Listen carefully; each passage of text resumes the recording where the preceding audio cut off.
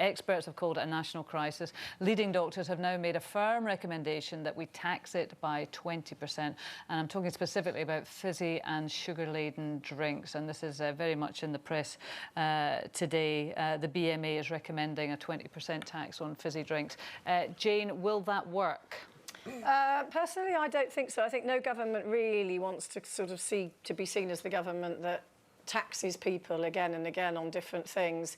For me, I think it's more that you stop advertising sugary products within children's television programmes. You stop using cartoon characters to peddle sugary products to children, and those pigging gilt aisles in the supermarket. I was in a big supermarket the other day, the queue to the till, sweets, drinks, right where kids see them. So I think, you know, there has to be a super-pronged, multi-pronged, a national conversation, as one of the experts said, to get going. But I think tax just kind of punishes the people. The other one, just on that, Jane, you go and buy a newspaper and they say, and would you like this bar of chocolate for £1? I would just come for a newspaper, thanks very much. So, I mean, the marketing spend on it is huge. Well, yeah, I mean, I must say, I agree with you. I think there has to be lots of things. But in that, do you think the tax is worth considering? Colleen? If fizzy drinks were more expensive, I mean, we're always saying, in fact, there's a good comment here from Kelly. Yes, here's Kelly. She says, when I walked into my local supermarket this morning, there was a packet of muffins on offer for £1, a punnet of strawberries for £3. So what are people watching the money going to choose? Let's lower fruit and veg in order to help people make better choices. That's one of the things they would use the tax for, is to subsidise fruit and veg sales. Yeah, so if you're saying that the price point is a significant factor, then surely if you make this stuff more expensive, logic has to tell you... But would they have to then make it that supermarkets couldn't be in competition with each other? Because the thing is, if they make it expensive in one supermarket, you'll get another supermarket going, yeah, but if you buy here, you get one free. Like it's a lost leader thing, yeah. So they'll always we do it on cigarettes, don't we? And that can't buy them cheaper anywhere else. They're just expensive. Well, that's what I'm saying. So, I mean, if they could impose... I don't know whether it's possible to impose that kind of tax regime on... Be in my bonnet on this particular subject, because my sister was diabetic and therefore I don't want to be, and so I've made a bit of a study of it. But, for example, a woman should be no more than 12 teaspoons of sugar a day, a man 17. Shout out if you think, or can tell me, what does the average person eat in sugar terms per day? Any figures? What would you say? 34.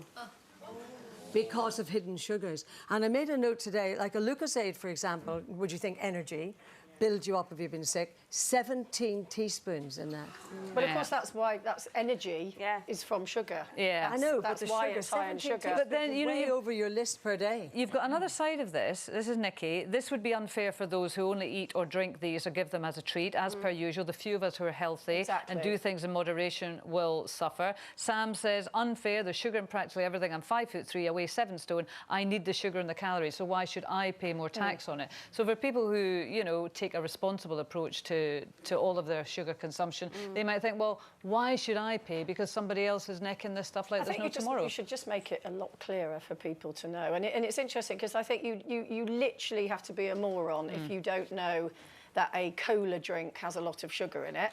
But I still think there are an awful lot of drinks that are allowed to present themselves as a healthy alternative, and they are not. Well, just on the labelling, Jane, on that, one of the things that has been suggested, and as you say, there's loads of things that have been suggested, is that you have a kind of pictorial warning on the side of fizzy drinks like you would have on cigarettes, you know. And in cigarettes, they're really strong now, aren't they? This will kill you. I mean, they don't muck about. I guess if they had something really strong on the side of fizzy drinks, do you think that would be effective? Well, I think for kids it would, because I think kids are really visual. Yeah. So if a kid saw another kid on the bottle of, you know, on the side bottle of cola or whatever, a fizzy drink with black, rotten teeth, it might go, actually, Mummy, I don't want that drink because it'll make me look like that. I think kids are much more visual. I think it would work with kids. Bottom line, from my opinion, is the fact that I think the government has to really clamp down. After all, they've done it on labelling, colours, amounts, you know, the highest in sugar, highest, etc. But listen, you look at the cereal. I mean, I don't buy for young children anymore. But the cereals, they've got chocolate and everything, they've got extra sugar.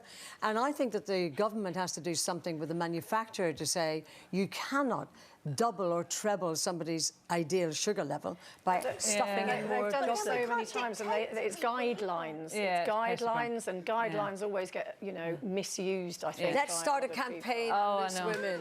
Do you know the thing that stops me, though? I'm pretty keen on looking at all the labels, and I've got the kids looking at them, and especially my little one who's a sugar nut, and if she sees a red flag, I say, look, that's bad for you. But I mean, I look at the nutritional labels all the time. I can't see them. My eyes have gone. Yeah. You know, how big are they? And I'm looking at, is that getting away with that? Charlie, look at that. Glass, my kids are probably conning me. Yeah, it's fine, Mum. Yeah. No problem. Not only that, if you really, really, really read the small print, it will say 30 on a serving, and then you're reading. So you have to have a degree in mathematics to be able to work it all out. I know. I think the colour coding is much more simple, but they might as well try the warning on the side. Or should we just stop dictating to people? People know it's bad for you. It's their choice. But I'm not so sure that... The thing is, can our health service afford it? That's the other big issue, isn't it?